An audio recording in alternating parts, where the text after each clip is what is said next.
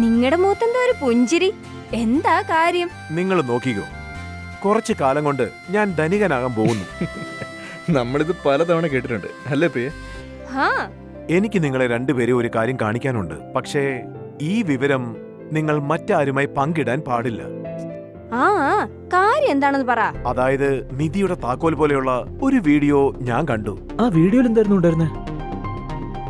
ഈ വീഡിയോയിൽ എല്ലാവർക്കും അറിയാവുന്ന ഒരു മാർക്കറ്റ് വിദഗ്ധൻ ഈ സെക്യൂരിറ്റികളിൽ നിക്ഷേപിക്കാൻ തന്റെ സുഹൃത്തുക്കളെ ഉപദേശിക്കുന്നു.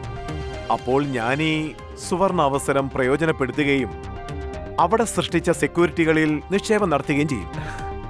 വാവ്, ഇത്രയും വലിയ മാർക്കറ്റ് എക്സ്പെർട്ടിൽ നിന്നുള്ള സൗജന്യ ഉപദേശവും ഈ വീഡിയോ എവിടെ നിന്ന് കിട്ടിയത്? എനിക്ക് കോണ്ടാക്റ്റുകളുണ്ട്, അത് വിട്. ആരാണ് എന്നോടൊപ്പം നിക്ഷേപം നടത്താൻ ആഗ്രഹിക്കുന്നത് അത് പറ. ഒരു മിനിറ്റ് നകുൽ, ഈ വീഡിയോ യഥാർത്ഥമാണോ അല്ലയോ എന്ന് നിങ്ങൾ കണ്ടെത്തിയിട്ടുണ്ടോ? പ്രിയേ, നിനക്കെന്നെ ഒരിക്കലും വിശ്വാസമില്ലേ? വെറുതെ സമയം കളയല്ലേ. നേരത്തെ നിക്ഷേപിച്ചാൽ നമുക്ക് വലിയ ലാഭം നേടാൻ കഴിയും. പ്രധാന വീഡിയോയും അതിന്റെ ഉപദേശവും പരിശോധിക്കുന്നതിന് മുമ്പ് ഞാൻ നിക്ഷേപം നടത്തില്ല. എനിക്ക് ആ വീഡിയോ നയിച്ചേ. ആ വീഡിയോ ഉപയോഗിച്ച് ഞാൻ അവരെ സോഷ്യൽ മീഡിയയിൽ ടാഗ് ചെയ്യും.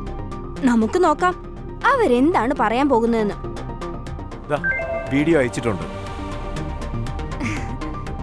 ഞാൻ അവരെ ടാഗ് ചെയ്ത് പോസ്റ്റും ചെയ്തു. ഇത് കണ്ടോ, ഒരുപാട് പേര് അദ്ദേഹത്തെ ഈ വീഡിയോയിൽ ടാഗ് ചെയ്തിട്ടുണ്ട്. ഇത് ശരിക്കും അദ്ദേഹത്തിന്റെ ഉപദേശമാണെന്ന് ചോദിക്കുകയും ചെയ്തിട്ടുണ്ട്.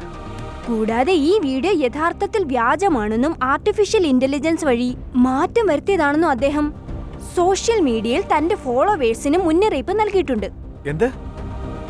നിന്റെ വാക്ക് കേട്ടതുകൊണ്ട് രക്ഷപ്പെട്ടു.